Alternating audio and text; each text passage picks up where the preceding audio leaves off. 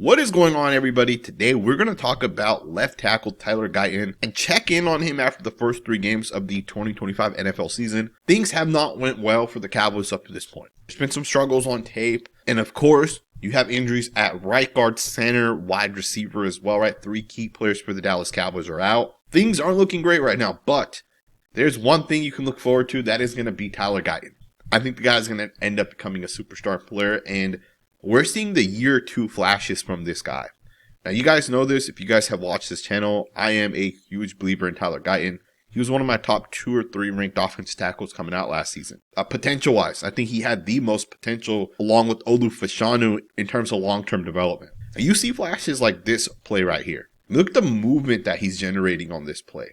The way he's able to move the starting defensive end for the Chicago Bears. Odeo Dingbo is a very, very powerful defensive end. The guy's strong. And you see this guy just straight up moving this guy out of the gap.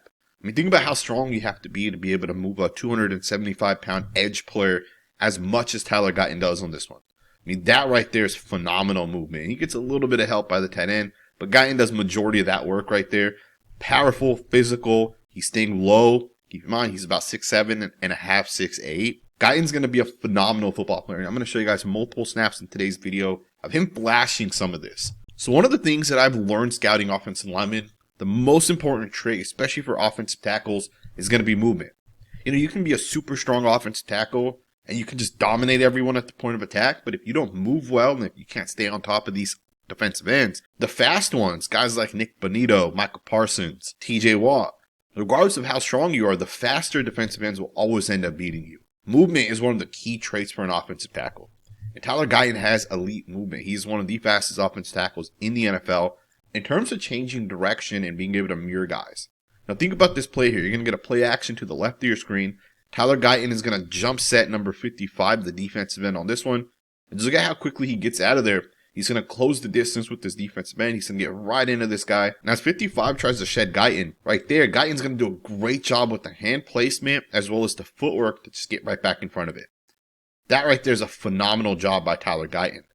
The movement is something this guy is flashing, and there's multiple plays like this on tape. Here's another one. Once again, going up against Odingbo. He's going to do a phenomenal job with the switch. 2nd and 9 on this one. And you see that quickness and that quick feet. Now, the thing that sticks out with me on this play with Guyton is the fact that this guy's actually getting into a 45-degree set and not into like a vertical set or like a quick set. So what that means is as he's getting into this 45-degree set, there's a lot of distance between him and number 50.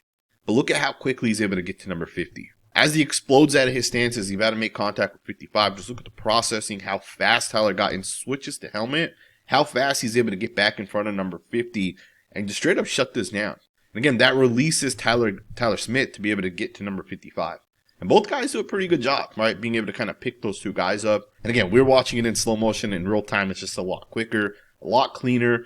The footwork, the movement. Remember, this guy is 6'7" and a half, 6'8". The movement that this guy has is truly, truly elite. And even the processing is getting a lot faster with Guyton. You can definitely tell on tape he looks more comfortable out there. He's not overwhelmed. He understands the game. He understands his responsibility. Now, I want to show you guys this next snap here because this is also a big part of developing for Tyler Guyton. If you guys remember his rookie tape, one of the things that he did a lot was lean into guys. Right? He'd get caught leaning forward, and guys would just get right around the edge on Guyton. And he's not doing that. In fact, not only is he not leaning into guys, he's being patient. He's using his hands. But he's also mixing up his pass sets. He's utilizing offensive moves as a pass blocker. Look at this play as an example. He's going to end up like he's about to get into a vertical set, and then he almost pretends like he's going to go back into number 55. Offensive tackles will do this thing where they'll like close the distance between them and the defensive end by taking the fight towards the defensive end. But you got to start it by taking a step back. So he almost fakes like he's about to go into number 55, and you see 55 really fall for that move here. But Dingbo on this one is going to really get tricked by that fake punch that Tyler Guyton's going to throw. It's the little things that really make a big difference. And this is something Tyron Smith used to do a lot as well. And I know Tyron Smith worked with Guyton a little bit this offseason. I'm pretty sure these are things that Guyton's learning from a guy like Smith, right? Tyron Smith. To me, just a phenomenal job once again by Guyton. The movement, right? The fake, the vertical to I'm going to take the fight and close the distance to the ghost punch, right? You're faking that punch You see 55 falls for it, and then Guyton kind of locks in with them. I mean, this right here sums up the development that Tyler Guyton's taking this season. Now, another part of Guyton's development that he's taking this season is going to be where his hands are landing on these defensive ends. He's not perfect yet, right? I'm going to show you guys some of the losing snaps a little bit later on.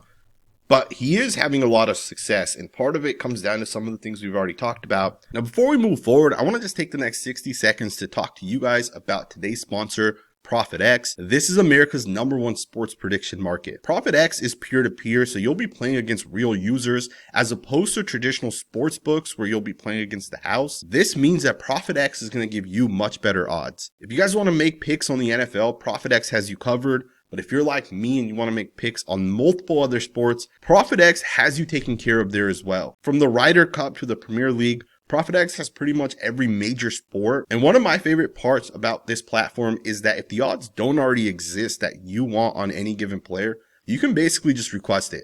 ProfitX will make it happen. And if you use my link to go sign up right now, ProfitX is going to give you $200 in free money. For every dollar that you put into ProfitX, they will essentially match it. So make sure you guys go check out the link down in the comments below. Let's get right back into the content. Now, another part of Guyton's development that he's taking this season is going to be where his hands are landing on these defensive ends. He's not perfect yet, right? I'm going to show you guys some of the losing snaps a little bit later on. But he is having a lot of success, and part of it comes down to some of the things we've already talked about, as well as the hand placement, right? The punch timing, the hand placement. It looks really good, and this rep here against Montez Sweat is a perfect example of why this stuff is important. So he's going to get into his set on this one, and what he's going to do is the left hand of Guyton is going to hit the inside chest of Montez Sweat, while the right hand is going to come grab onto the left shoulder pad of Sweat. So left hand's going to be inside, right hand's going to be a little high towards that shoulder pad. And that's exactly where you want to be as a left tackle. And the reason why is because once you get those hands into these defensive ends, if a guy tries hitting you with an inside move, the way Sweat does here, if your right hand is up there on the shoulder pad, inside moves become ineffective. So you see this play as a great example of that. Montez Sweat, you guys keep a close eye on him.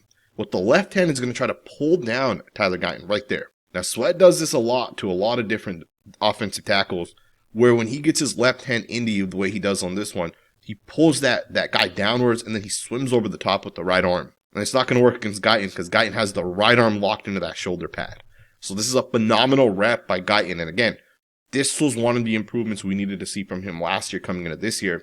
And he's making those improvements. So much of the development that Guyton needed from last year to this year, he's made a lot of it. And again, he has not perfected all of it, so do keep in mind, there's going to be losing snaps still on tape, but he is definitely developing well. From the time that the Dallas Cowboys drafted Tyler Guyton, we always saw the flashes and the upside with him in his tape. At Oklahoma, he moved really well. He moved better than majority of offensive tackles, and we knew from a movement perspective, he'd be in like the top 1%. And if he could just fine-tune his technique, if he can just learn how to play those mind games that offensive tackles oftentimes are playing, if he could just get smarter and add in things like the ghost punch, or add in things like this play here where he's going to try to snatch down the defensive end. If he could just add in some of these little things, mix in with the movement, mix in with the fact that he's still kind of raw from a body perspective. And again, the potential that Tyler Guyton had was always kind of there. And you're seeing it really come together at this point. Now, of course, this guy's developing really well as a pass blocker. As a run blocker, this guy's always been really good, right? He's always shown this. Even at Oklahoma, he showed that run blocking ability. And truth be told, when you put together a guy that has good footwork, that's fast, that's quick, and then also is as long and tall as Guyton, as a linebacker, if you're a linebacker that's like 6'1", 6'2", you're going to struggle. So most corners and linebackers and safeties, and even edge and defensive tackles, generally speaking, are at a huge disadvantage against Tyler Guyton when it comes to run blocking. And again, there are so many examples of this guy just making the right block, right? This guy recognizing patterns and processing as a run blocker specifically, right? He's just doing all the little things. I want to just show you guys a couple of nice blocks that this guy has had over the course of the season. Now, this play here only picks up about 4 yards, but if the running back read this one right, I think it picks up a lot more yards, right? I think it could easily have picked up about 10 yards. Shout out to Guyton for really helping this tight end. Right here at this point, This is a very easy block for the tight end, right? And Guyton can just go straight up to this linebacker. But one of the things teams started to do a lot more this season is right before the play gets snapped, they start bringing these guys inwards and they have them shoot these gaps. So keep an eye here on Brian Burns. He's going to start coming to the inside, and that makes it hard for number 87. But Guyton does a great job with the processing and recognizing right before the snap that Burns is coming down. And look at Guyton here. Again, he has a backside block. This is a run towards the right. He does a phenomenal job making sure 87 can get to the inside of that. I mean, look at that pass off by Guyton. I mean, you even see Burns going backwards on this one. All right, you see Guyton get the hands into Burns. Look at him. Look at that. Really good job right there by Guyton. Powerful, physical, but most importantly, effective. And then he gets up to the inside linebacker there. Obviously on this one here, the running back misses the gap here to the left. And it is understandable right at this point if you guys really think about it. If Williams does look back over here towards the left, it's not really a lot of room there at this point. Plus, the defensive tackle may be able to make this play. But obviously, as the play continues, if Javonte Williams is able to get outside the reach, I believe that's Dexter Lawrence, and get this closer to the tight end, this one might pop for about 10 yards. Either way, not a huge deal. Tyler Guyton still does a phenomenal job on this play. Really nice job helping the tight end. Do understand it's a zone concept. This one is also going to be a zone concept. He's going to be the backside block. He has to cut off the long three technique here. And this is a very difficult block to make because a number 90 there is playing that gap. And this is a guy that's a gap shooter. So he's not going to let you reach block him. And again, this is something you have to understand if you're an offensive tackle. If you have this reach block on this one, and you have a guy like number 90 who's lined up in the long three technique, and he's looking to shoot this gap, a very, very difficult block. But one of the things as an offensive tackle you can do is you can try to slingshot him, or you can try to snatch him down. That's what Guyton does on this one. Look at the hands. Look at him swat this guy downwards. He tries to get this guy off balance. And that's enough, right? Although he doesn't put the guy on the ground, just how much he does is enough. Now, the cutback lane is not going to be there for the running back, right? This is zone. The running back tries cutting this back to the left. Is not technically going to be there because of, the block. But again, it's a hard block and he makes sure this guy does not make the play. So it's a run to the right. You have all these guys over here. You're also not going to get help on this by Tyler Smith. Right? Tyler Smith has to get going and he has to reach the guy that's essentially to the right side of that center. So Tyler Smith has a hard block, so you're not going to get help there. So it's a phenomenal job by Guyton to understand the situation and just take the block on him by himself, utilizing some advanced technique as well.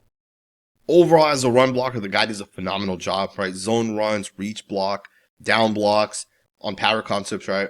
If he's pulling, he's getting out in space. The guy's doing a really good job as a run blocker. And I do obviously want to switch focus. I want to talk about some of the losing snaps that he has had.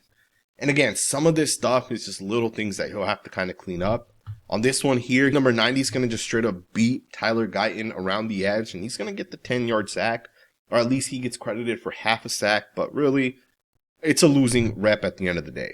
So to me, you got to do a better job on this one.